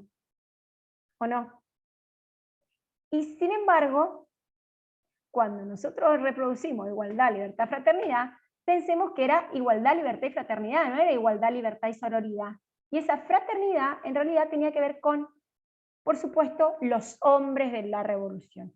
Y que la declaración que surge de esa revolución francesa, la declaración de los derechos y deberes del hombre y del ciudadano, eran para hombres, porque cuando vino Olympe de Gouges 2 años después, y se presenta en la primera marcha feminista de la historia de la humanidad que se conoce, se presenta ella, por supuesto, ante las autoridades, solicitando que se acepte, se ratifique y se promulgue y se proclame la Declaración de los Derechos y Deberes de la Mujer y la Ciudadana, en base a la libertad, la igualdad y la fraternidad consagradas. ¿Qué pasó con ella? Terminó la guillotina de Robespierre, porque ¿cómo se le va a ocurrir a una mujer que era igual? Pero nosotros seguimos enseñando que la Revolución Francesa, la igualdad, la libertad, la fraternidad. Entonces, me parece que también por ahí es interesante revisar los planes de estudio, revisar qué estamos enseñando, cómo estamos enseñando, porque son muy lindas estas charlas, son muy interesantes, pero a la hora de que nosotros nos vamos a la clase, seguimos reproduciendo estereotipos, seguimos reproduciendo clases, ¿sí? Seguimos reproduciendo estas cuestiones que tienen que ver, sin dudas, con discriminaciones de base, y es muy difícil demostrarles a los estudiantes que compartimos otros ideales, que compartimos otras ideas, si no lo hacemos, por supuesto, como docentes. Pero para hacerlo como docente necesitamos, por supuesto, la voluntad política, de modificar un plan de estudio, de revisar qué le estamos enseñando, cómo le estamos enseñando, cuánto les exigimos a las mujeres en matemática y cuánto le exigimos a los hombres en matemática. Bueno, pero ella es nena, bueno, le enseñamos así. ¿Cómo les corregimos a los hombres y cómo les corregimos a las mujeres? No, pero las mujeres son más prolijas. ¿Cómo se reproducen estos estereotipos en las aulas? Las mujeres tienen que ser más prolijas. Bueno, él es hombre. Bueno, no importa tanto si es prolijo, no, porque bueno, es hombre. Como asignarle naturalmente, las mujeres nacimos con un don de prolijidad. Aparte, claro, aparte de venir con vagina, venimos con prolijidad. Mira, así. Y la verdad es que hay algunas cuestiones entonces que podemos comenzar, ¿sí? No solamente normadas, sino prácticas no normadas. Normadas les diría el plan de estudio, y no normadas tienen que ver con las prácticas cotidianas. Hace muy poco la Corte Suprema de Justicia de la Nación, en el año 2017, hizo referencia en un fallo muy interesante, en el fallo Castillo, contra la provincia de Salta, porque en la provincia de Salta se enseña la religión católica en el plan de estudio.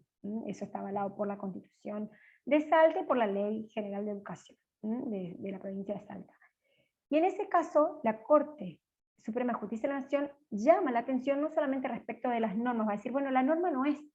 Hay uno de los jueces que vota y que va a decir, bueno, lo que hay que declarar la inconstitucionalidad son de las prácticas, de estas prácticas derivadas de esas normas. Normas que en principio o a priori parecieran que son neutrales, pero que en la práctica generan desigualdad, en la práctica generan estos actos discriminatorios. Entonces hay que revisar las prácticas escolares, las prácticas educativas. Les voy a volver a compartir pantalla antes de que Cristina me siga mirando, empezar con el tema.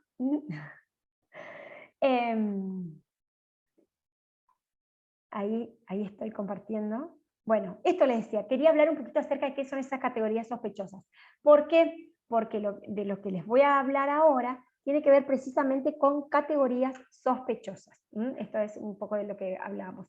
Una igualdad formal, darle a todos lo mismo. En cambio, la igualdad real es dar a cada uno lo que le corresponde, lo que necesita para alcanzar efectivamente su propio plan de vida. ¿Queremos una igualdad formal o pretendemos realmente llevar adelante una igualdad real? Bueno, hay muchas cuestiones que podemos hablar. Esto de la lotería de la naturaleza, hay un autor que es John Rawls, muy interesante para leerlo, y que tiene que ver, él señala que respecto a que esta lotería de la naturaleza son hechos arbitrarios. Por hechos arbitrarios, es decir, haber nacido hombre o haber nacido mujer, haber nacido en una determinada clase social, no me tiene que asignar diferentes accesos o diferentes oportunidades.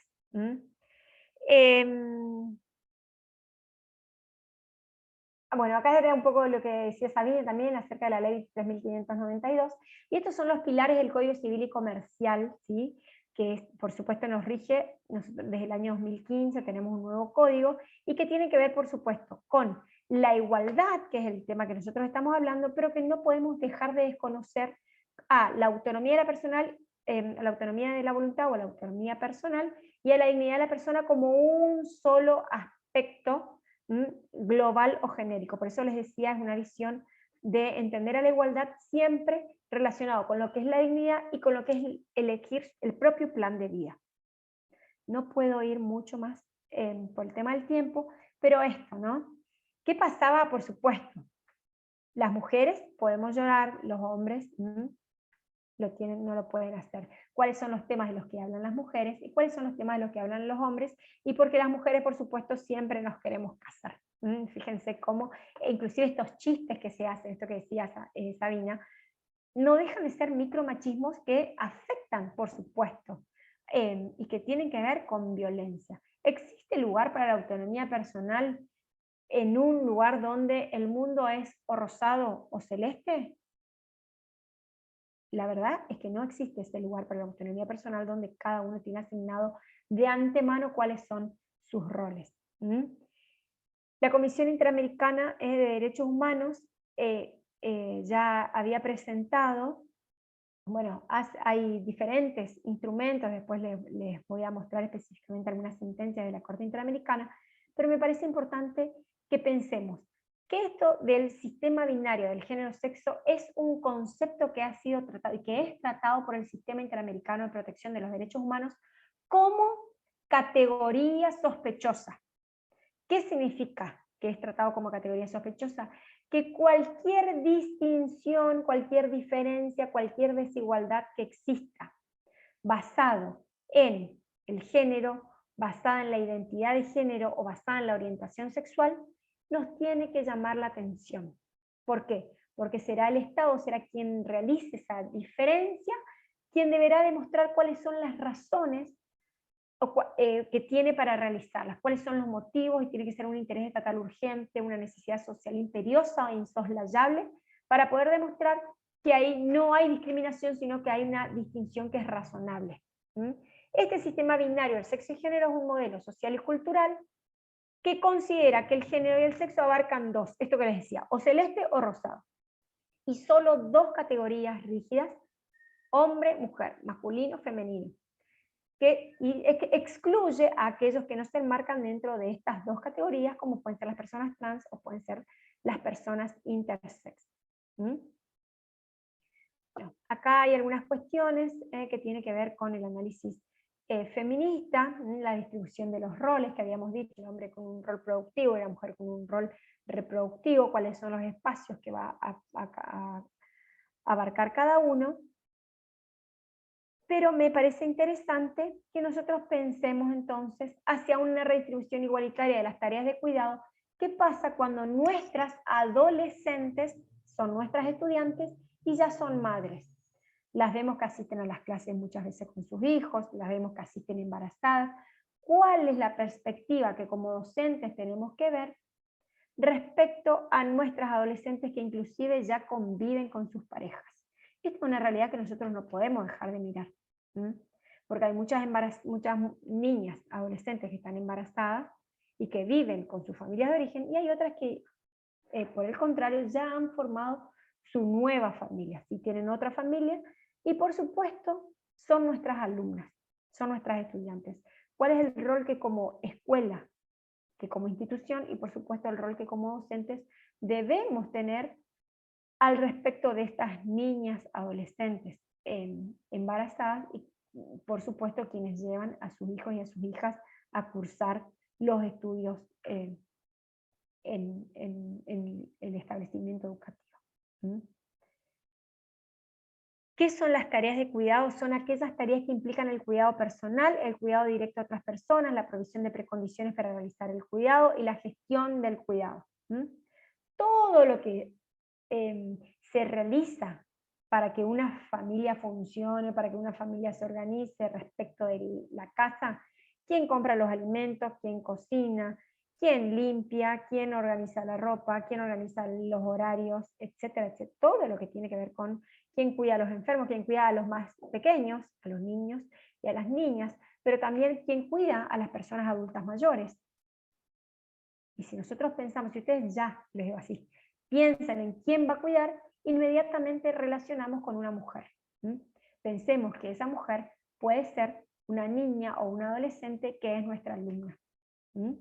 Entonces, que es nuestra estudiante. En ese sentido, tenemos como docentes mayor responsabilidad respecto a los modos de abordar diferentes cuestiones que como responsables de la educación integral de nuestros estudiantes como institución tenemos que llevar adelante prácticas y tenemos que llevar adelante políticas para contener a esas estudiantes y no para que el sistema educativo las vaya o las continúe excluyendo. Bueno, acá les voy a traer unas estadísticas que son muy interesantes con respecto a los estereotipos y cuál es la valoración social. Hasta hace muy pocos años, les decía, hasta el año 2015, nosotros teníamos en el Código Civil una definición jurídica que era buen padre de familia. ¿Quién es el buen padre de familia? El buen padre de familia era el padre tipo, el padre proveedor. Por supuesto que era una persona respetable, una persona responsable. El buen padre de familia no era un hombre sensible, que estaba con los hijos, que daba el cuidado de la enfermedad de los niños o niñas, el cuidado, etc., que se encargaba de las tareas de cuidado. No. Y era un concepto jurídico. Y sin embargo, cuando nosotros hablamos de buena madre de familia, es un concepto que no existe en la legislación, pero que sí existe desde lo que son los estereotipos, los prejuicios, estos patrones socioculturales y las imposiciones que nos vienen dadas acerca de, si nosotros pensamos cuál es un buen padre de familia y cuál es una buena madre de familia, bueno, tendremos asignados cada uno de esos roles. Pero fíjense que les estoy hablando de una legislación que tiene muy poquitos años. Todavía nuestro nuevo Código Civil Comercial no cumple 10 años. O sea que tenemos mucho camino por andar como sociedad, pensando que hasta hace muy poco teníamos una definición jurídica que refería al buen padre de familia. La igualdad de género se refiere a la situación en la cual todas las personas son libres para desarrollar sus capacidades personales. Cuando hablo de esta libertad, les estoy hablando de la autonomía personal, de este derecho a la privacidad de elegir el propio plan de vida. Para el pleno ejercicio de sus derechos sin ningún tipo de limitación impuesta por roles de género. Bueno, hablando un poquito más sobre lo que es el colectivo LGTBIQ+, nosotros vamos a encontrar que el artículo 75, inciso 23 de nuestra Constitución Nacional hace referencia a lo que son las medidas de acciones positivas, que le corresponde al Congreso legislar medidas de acciones positivas. ¿Qué significa esto? Que el Estado deberá desigualar, atendiendo a una situación desigual de hecho, deberá desigualar en la norma para igualar en los hechos. En ese sentido, entonces, el artículo 75, inciso 23 solamente hace referencia a algunos grupos en los que no está incluido este, pero que tampoco está excluido, sino que simplemente se hace una mención que podríamos decir no es taxativa, sino meramente enunciativa, donde se va a hacer referencia a grupos cultural históricamente desaventajados, que son las mujeres, los niños, los ancianos y las personas con discapacidad, pero que se pueden incluir dentro de esa interpretación otros grupos culturales históricamente desaventajados, como muy bien lo señaló Sabina en esa definición. Acá hay una cuestión que por ahí nos llama la atención, a mí particularmente me llamó la atención cuando vi esta imagen, porque a las personas heterosexuales no se nos pregunta cómo se lo tomaron tus padres cuando se enteraron, a qué edad te diste cuenta, lo saben en tu trabajo, cómo es el sexo entre heteros. Y sin embargo, si nosotros modificamos estas preguntas, para las personas homosexuales se las rodea con estas preguntas, aunque uno no lo haga explícitamente, sí viven de esta manera. Bueno, ¿por qué hablamos de LGTBI? Porque es un acrónimo para designar colectivamente a las personas cuya sexualidad no se corresponde con la hegemónica dominante y tiene diversas variantes de acuerdo con las relaciones entre los diversos colectivos en cada región. Hay una ley, que es la Ley de Identidad de Género número 26.743, y que señala específicamente que la identidad de género es la vivencia interna e individual tal como cada persona la siente. Esto lo va a decir la legislación. Fíjense que la legislación va a hablar de sentimientos internos y va a decir la identidad de género puede la identidad de género tiene que ver con el sentimiento que cada uno tiene, es decir, con la autopercepción. Incluye las expresiones de género, que tiene que ver con cómo uno se viste, el modo de hablar, los modales, y por supuesto puede involucrar la modificación de la apariencia, pero no necesariamente. Bueno, luego de la sanción de esta ley, hay un caso que nosotros conocemos de una niña de 6 años, que habiendo nacido con sexo masculino, el Registro Provincial de las Personas de la Provincia de Buenos Aires le otorga su nuevo documento y se llama Lulú, ¿sí? Nosotros la conocemos como Lulú, que también pueden ser nuestros niños, nuestras niñas, nuestros adolescentes.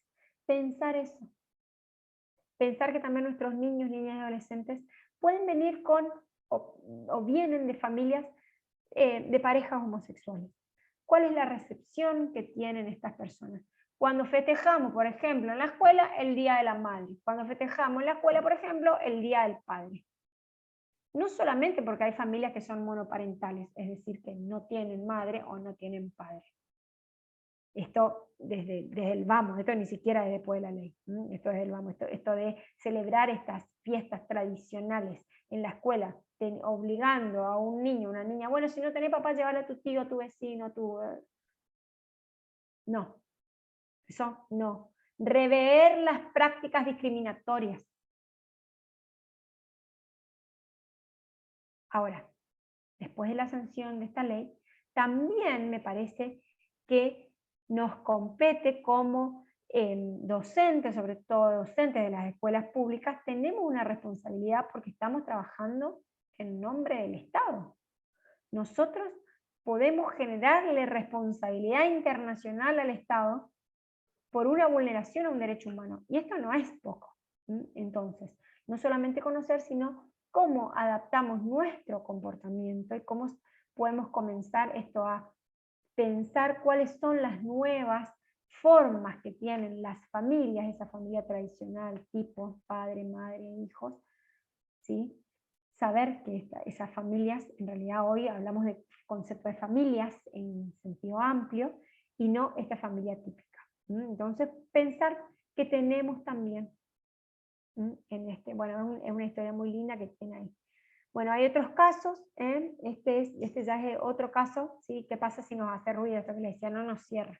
Este es el caso, también dentro de la ley de identidad de género, un hombre, y les traigo el nombre porque me parece muy importante saber que es muy de argentino, y esto está siendo grabado, que echa la ley, echa la trampa.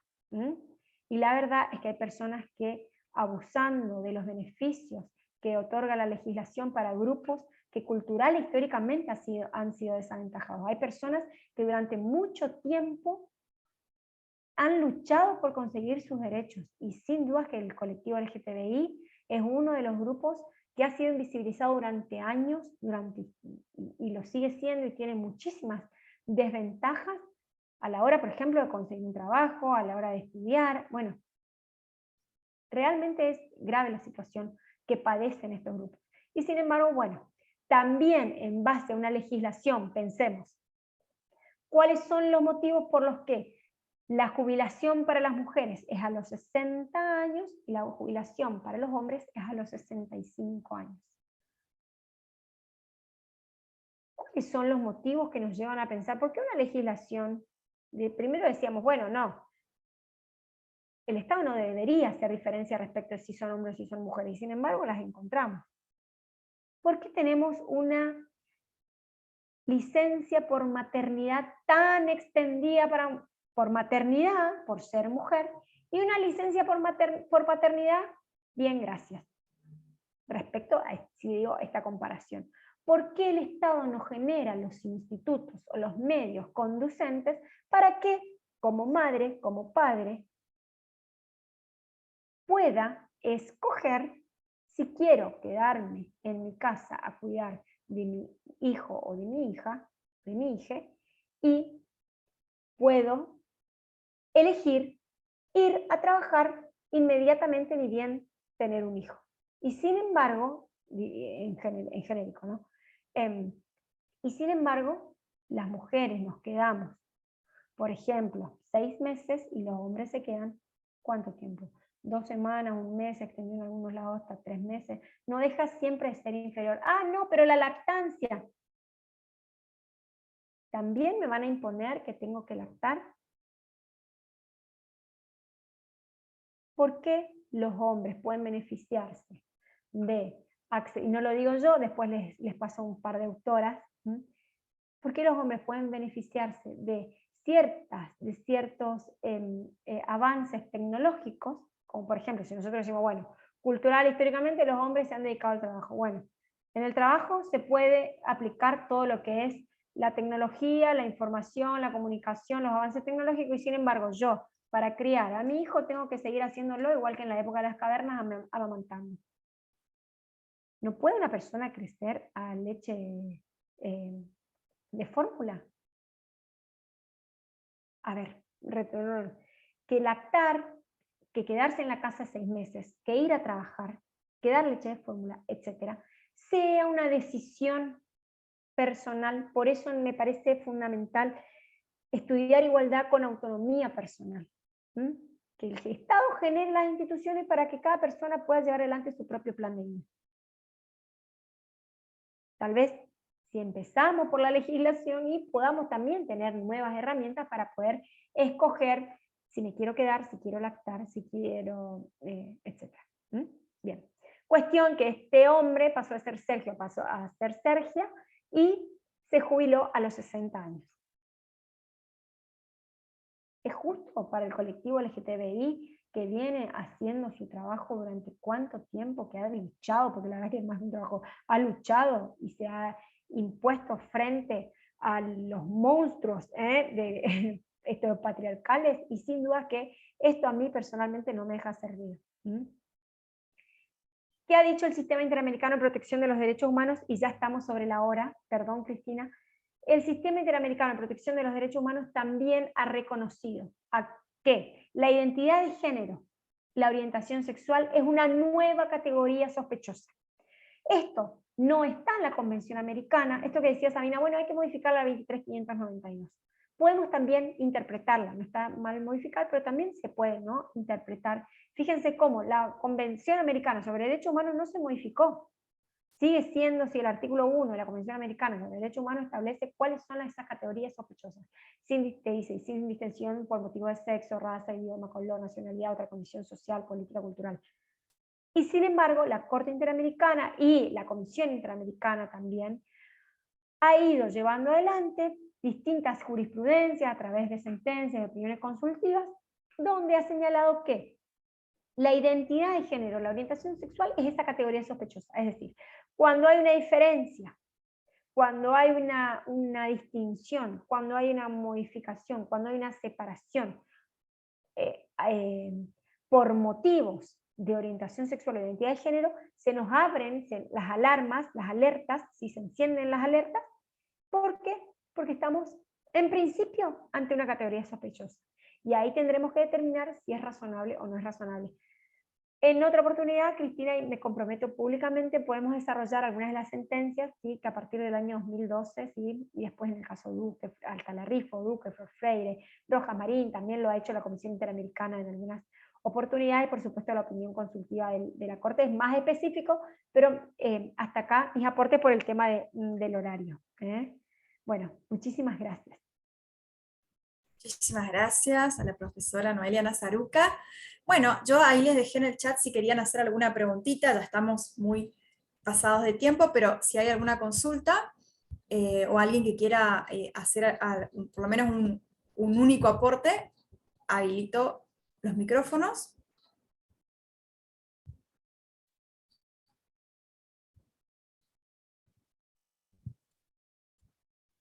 Si hay alguna duda, alguna consulta.